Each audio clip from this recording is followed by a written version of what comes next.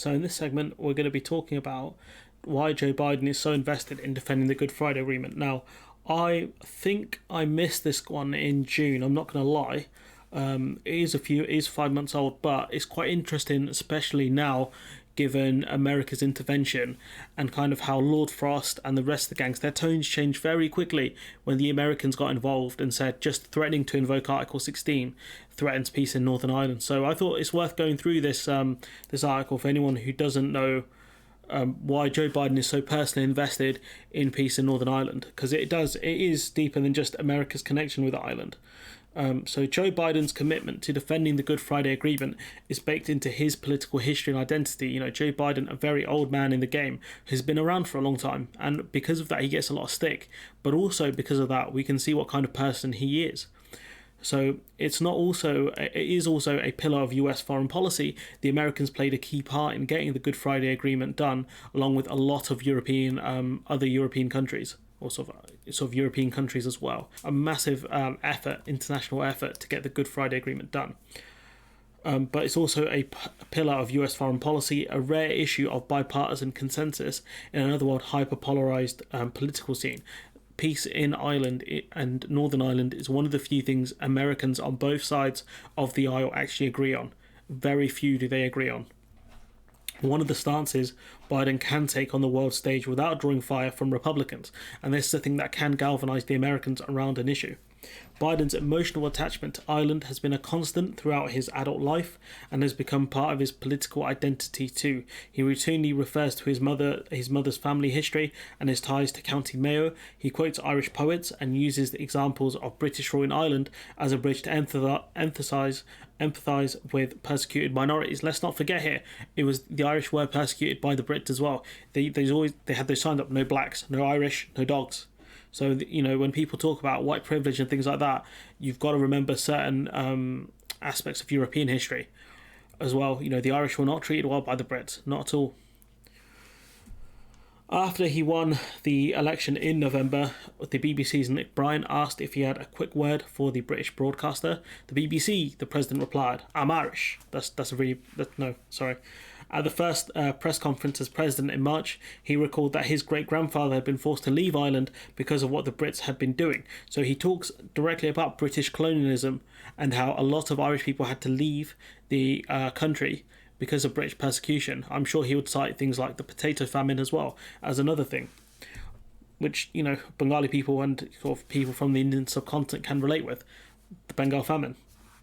Biden sees his contributions to peace in Ireland as an important part of his legacy. So he sees this as, after he dies, which, you know, probably a decade or two at the most, when he dies, people remember the part he played in the Good Friday Agreement.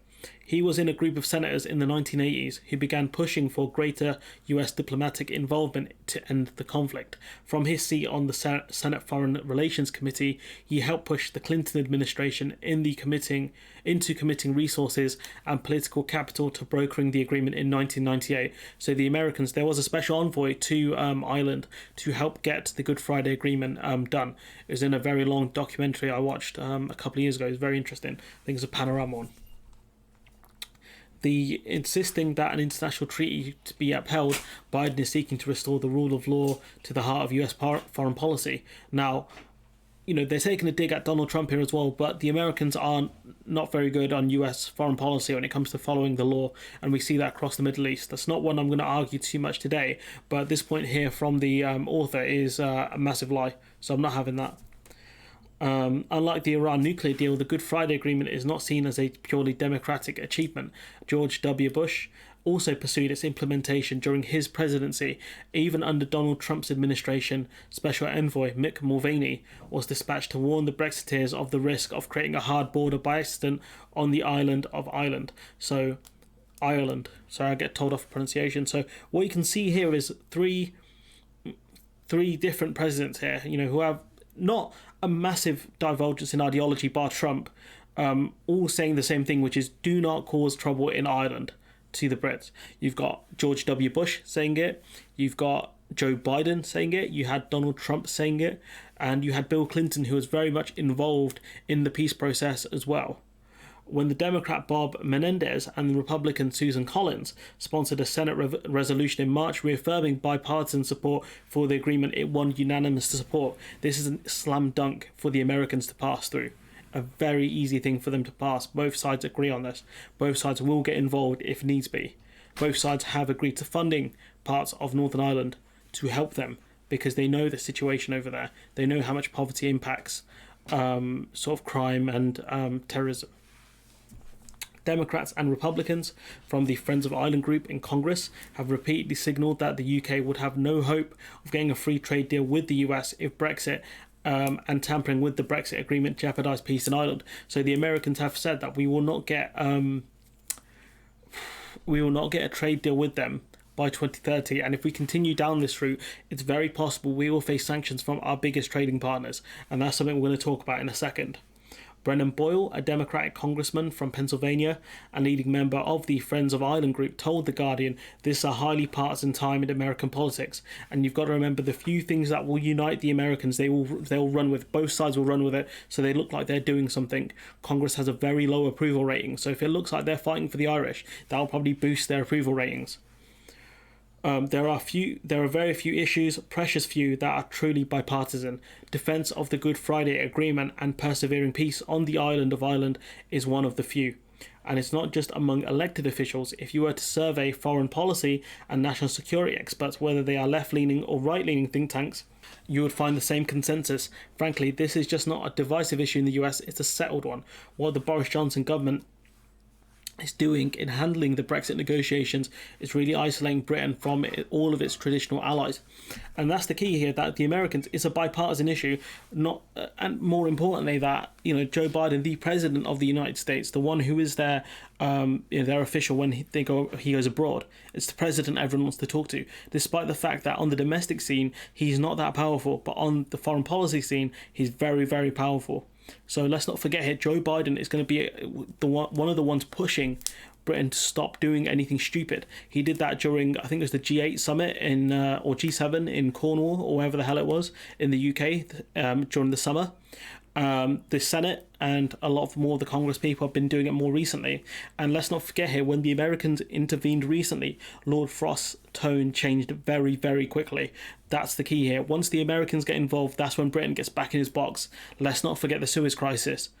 As soon as America realised what was going on over there and they asked, "Yo, what are you doing?" Britain was like, "No, nothing, bro. We're just out here, just checking out the pyramids and stuff. We're going home now, man. Don't worry about it." We pulled out straight away. It was very quick. And if we look at Britain's biggest trading partners, so you got the European Union, which sits at the highest by a significant margin, and then you've got the Americans, who sit in terms of single largest trading partner. It's the Americans, and then you have the Germans, the Dutch, the French, the Chinese, which are in the top 5, Ireland, Spain, Belgium, Italy, Switzerland, Japan, Norway, etc. So if you got to think about it like this: if Britain starts a trade war, right, with over the Northern Ireland Protocol, which looks less likely now, we're going to lose around 9 out of 10 of our top trading partners. We're going to lose the Americans, definitely, the Germans, the Dutch, the French, China, maybe not so, the Irish, definitely, the Spanish, the Belgians, the Italians even, and the Swiss, who I don't know if they're classed as part of the trade and cooperation agreement or if we have a separate agreement with them, because Switzerland's relationship with the EU is a bit weird. But we're going to lose potentially 8 out of the top 10 of our trading partners, maybe 9 out of the top 10. So it's a very dangerous route the British are going down, not to mention the fact that we will face the ire of a lot of world leaders. Angela Merkel is going, so whoever replaces her will be one of the ones who will be very vocal on this, because it's a slam dunk topic. Brits behaving badly. The Germans will be, the Germans could be all over that if they want to. Macron, he's got an election coming up. He's going to be all over this kind of stuff, because this is what will galvanise him on the domestic scene. And there are other European world leaders, of course, who will be very vocal, especially given how much of an international effort it took to get the Good Friday Agreement done. Britain is moving away from triggering Article 16, which we'll talk about in the coming weeks, potentially, depending on how schedules and stuff look and how many videos I can record. But I think this one was an important one that I think I missed. because it does tell you that Joe Biden is personally invested in keeping peace in Northern Ireland. You know, as a person, as a politician, he does not want his legacy to be looked at as he was the president that allowed Britain to cause chaos in Ireland. He wants to be known as the president who stopped the Brits from behaving badly, and I think he will get that done. I can't see Britain annoying all of its trading partners like this, but given the fact that we have a bunch of lunatics in charge and Lord Frost who wants to press the button, who knows? But yeah, I think this was quite an interesting article. So yeah, not much more to say apart from remember to like, comment, share, subscribe, support the channel on Patreon if you can, support these news outlets of course, and hopefully I'll see you in the next one.